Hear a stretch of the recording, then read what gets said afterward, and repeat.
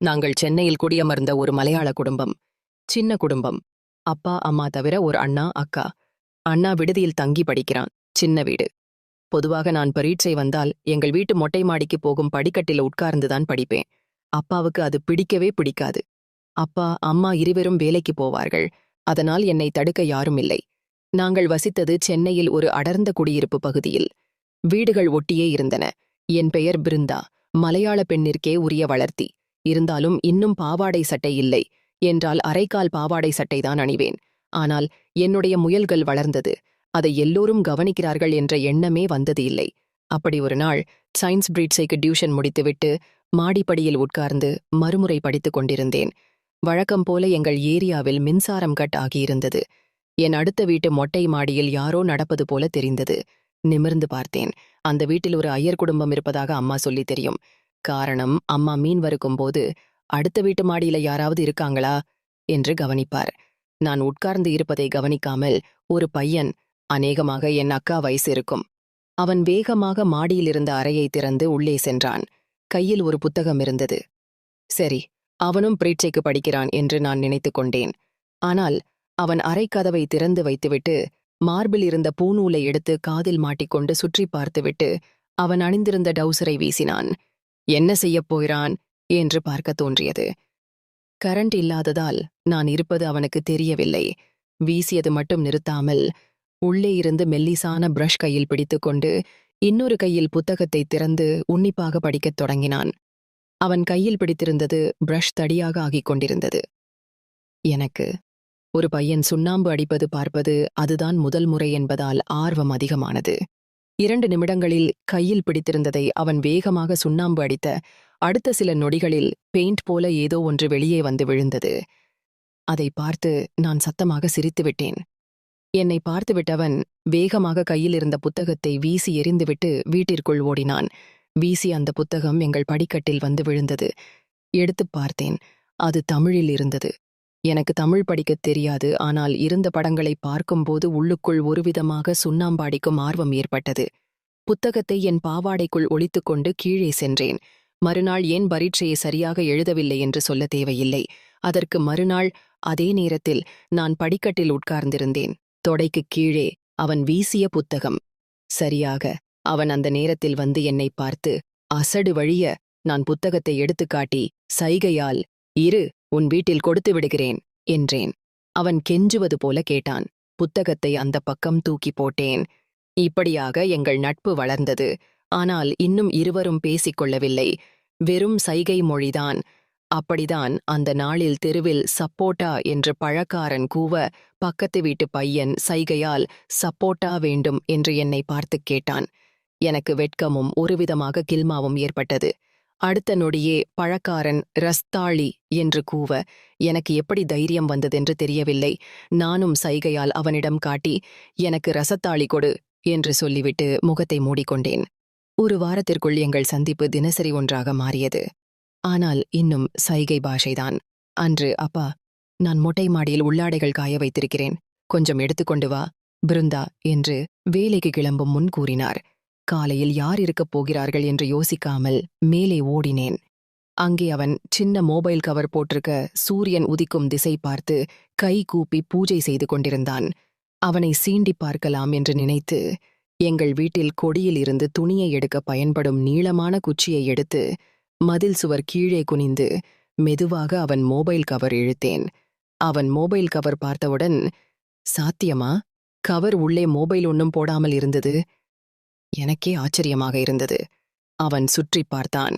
இந்த வேலையை நான் தான் செய்திருப்பேன் என்று தெரிந்துவிட்டதால் நேராக எங்கள் மதில் சுவர் அருகே வந்து என்னை தேடினான். அப்போதும் அவன் மொபைல் கவர் இல்லாமல் தான் இருந்தான். இந்த பக்கம் அப்பா கீழே இருந்து குரல் கொடுத்தார்.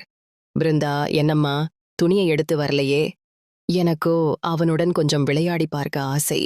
அப்பாவிடம், எடுத்து வரேன், ஒரு துணி பக்கத்து வீட்டில் விழுந்து இருக்கிறது, அது கொடியில் தொங்குகிறது, அதைத்தான் பிடித்து இழுக்கப் பார்க்கிறேன் என்று சொல்லிவிட்டு அவன் மொபைலை திடீரென்று கையால் பிடித்து இழுத்தேன். இதை அவங்க வீட்டின் வாண்டு ஒருவர் கவனித்து விட்டார். அதை கவனித்தவுடன் இருவரும் வேகமாக திரும்பினோம். அதே நேரம் அப்பாவும் நான் என்ன செய்து கொண்டிருக்கிறேன் என்பதை பார்க்க படியேறி வந்தார். நான் ஒன்றும் தெரியாதவள் போல தலையை குனிந்து கொண்டு அப்பாவின் உடைகளை எடுத்துக்கொண்டு கீழே இறங்கினேன். வகுப்புக்கு போகும்போது அவன் என் பின்னால் வர ஆரம்பித்தான். ஆனால் நாங்கள் அந்த ஏரியாவில் ரொம்ப நாட்களாக வசிப்பதால் பலருக்கும் எங்கள் குடும்பத்தை பற்றி தெரியும். அதனால் நான் எதுவும் கவலைப்படாமல் வழக்கம் போல் இருந்தேன். இருந்தாலும் மொட்டை மாடி சந்திப்புகள் தொடர்ந்தன. அவனை பார்க்க நான் எங்கள் வீட்டின் மொட்டை மாடியில் செல்ல, அன்று அவங்க வீட்டில் மாயிலை தோரணம் எல்லாம் கட்டியிருந்தார்கள். என்ன நிகழ்ச்சி என்று விசாரிக்க, எங்க வீட்ல கொலு வச்சிருக்காங்க, நீயும் வருவாயா என்று அவன் கேட்டான். நான் அதெல்லாம் முடியாது என்று சொல்லிவிட்டு கீழே இறங்கினேன். அப்போது கீழே இருந்து அம்மா குரல் கொடுத்தார். மோலே, இங்கே வா, பக்கத்து வீட்டு ஆண்டி வந்திருக்காங்க. அவங்க வீட்டில் கொலு வச்சிருக்காங்க, நம்மை அழைக்க வந்திருக்காங்க. நான் அவசரமாக கீழே சென்றேன். அவன் அம்மாவுடன் அவன் தங்கை இருவரும் கூடவே அந்த வாண்டும் வந்திருந்தார்கள். வாண்டை பார்த்ததும் எனக்கு பயம் வந்துவிட்டது. எங்கே அவன் என்னை பற்றி பேசிவிடுமோ என்று. ஆனால் அவன் அம்மா கையில் இருந்த குங்குமச் சிமிழிலிருந்து குங்குமம் எடுத்து என் நெற்றியில் வைத்தார். பாப்பா, எங்க வீட்டில கொலு கண்டிப்பாக வா, ரொம்ப அழகாக இருக்கிறது செல்லம். அம்மாவிடம் சொல்லு, வந்தே ஆகணும். அவன் தங்கை அவள் கையில் இருந்த பூவை எடுத்து என்னுடைய முடியில கிளிப் போட்டு வைத்துவிட்டு, பிருந்தா, கண்டிப்பா வா, விஜிதான் வர சொல்லியிருக்கான் என்று காதை கடித்தாள். அவள் அப்படி சொன்னது என் உடம்பில் மின்சாரம் பாய்ந்தது போல இருந்தது.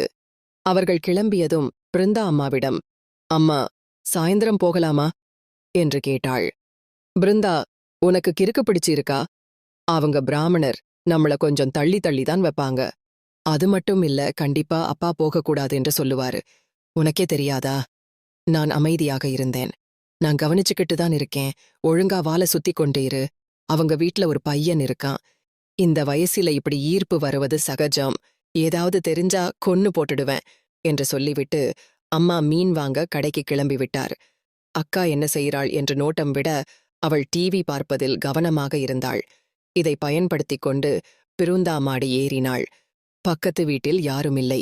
பிருந்தாவுக்கு ஏமாற்றம். கீழே போகலாமா என்று யோசிக்க கதவை திறந்து கொண்டு விஜி வந்தான். இருவரின் முகத்திலும் சூரியனை பார்த்த தாமரை மலரும் போல மலர்ச்சி ஏற்பட்டது. பிருந்தாவுடனே, நான் உங்க வீட்டுக்கு வரமாட்டேன் என்று சைகை செய்ய, அவன், அது எனக்குத் தெரியும், பரவாயில்ல என்று மறு சைகை செய்தான். விஜி ஒரு பேப்பரில், மாலை வீட்டில் எல்லோரும் பிஸியாக இருப்பாங்க, நம்ம மொட்டை மாடியில சந்திக்கலாம் என்று எழுதி காட்ட பிருந்தா உடனே சரி என்று ஒப்புக்கொண்டாள். அதை படிக்கும்போதே அவளுக்கு முழுக்க ஒரு கிளர்ச்சி ஏற்பட்டது. அதன் பிறகு கீழே இறங்கி வந்தாள். இறங்கும்போதே அவள் ஒரு முடிவு செய்தாள். இன்னும் எத்தனை நாள் சைகை மொழியில் பேசிக் கொண்டிருக்கப் போகிறோம்? இன்று நேராக பேசலாமே. அவளுக்கு உதவுவதாக அப்பா, அம்மா, அக்கா மூவரும் மாலை மாமா வீட்டிற்கு போகிறோம் என்று கிளம்பினார்கள். பிருந்தா, இல்ல, எனக்கு 2 நாளில பரீட்சை இருக்கு, நான் படிக்கணும் என்று சொல்லி வீட்டிலிருந்து கழண்டு கொண்டாள். அவர்கள் கிளம்பியதும் வாசல் கதவை பூட்டிவிட்டு வீட்டினுள்ளே ஒரு அறையில் விளக்கை எரிய வைத்து படிப்பது போல ஒரு அமைப்பு செய்துவிட்டு அவளுக்கு பிடித்த உடையொன்றை மாற்றிக்கொண்டு மொட்டை மாடிக்கு சென்றாள். விஜி அவளுக்காக காத்திருந்தான். பிருந்தா முதல் முறையாக ஹலோ என்று கூற அவனும் ஹலோ என்றான். அவன் சொன்னது சாதாரணமாக இருந்தாலும் பிருந்தாவுக்கு அது இசை போல் கேட்டது. வீட்டிலே யாரும் இல்லையா? இருக்காங்க, எங்க அப்பா இதோ வந்து கொண்டிருக்கார். ஹே, என் பேர் தெரியுமா? எனக்கு எப்படி தெரியும்? நீ சொன்னால்தான் தெரியும். விஜி, என் பேர் தெரியுமா? தெரியாது, சொல்லு. பிருந்தா. பிருந்தா, நிஜமா உங்க வீட்ல யாரும் இல்லையா? ஏன், எதுக்கு கேக்குற? இல்ல, இன்னும் 1 மணி நேரம் மேலே யாரும் வரமாட்டாங்க. எல்லோரும் கொலுவில இருக்காங்க. பேசிக்கொண்டு இருக்கலாமா? பேசு, நான் வேண்டாம் என்று சொன்னேனா? நீ இப்படி தாண்டி வரியா? உட்கார்ந்து பேசலாம். ஏன், நீ வா. நிஜமாவா சொல்லற? வரட்டுமா? வாடா. விஜி உடனே மதில் தாண்டி பிருந்தா மாடிக்கு குதித்தான். இங்கே நின்று பேச வேண்டாம், அப்படி வாட்டர் டேங்க் பக்கம் உட்கார்ந்து பேசலாம். வாட்டர் டேங்க் ஓரமாக இருவரும் உட்கார விஜி அவன் பாக்கெட்டில் இருந்து ஒரு பேப்பர் பொட்டலம் எடுத்து முன்னால் வைத்தான். என்னடா இது? இன்றைக்கு எங்கள் வீட்டில் கொலு, எல்லோருக்கும் சுண்டல் தருகிறாங்க, அதான் உனக்காக எடுத்து வந்தேன். பிருந்தா 2 கடலை எடுத்து வாயில் போட்டாள். ஐயோ, இவ்வளவு காரமா இருக்கு. பொய் சொல்லாதேடி, எங்க அம்மாவுக்கு காரம்னாலே பிடிக்காது. நான் ஒன்னும் பொய் சொல்லலே, நீ வேணும்னா சாப்பிட்டு பார்.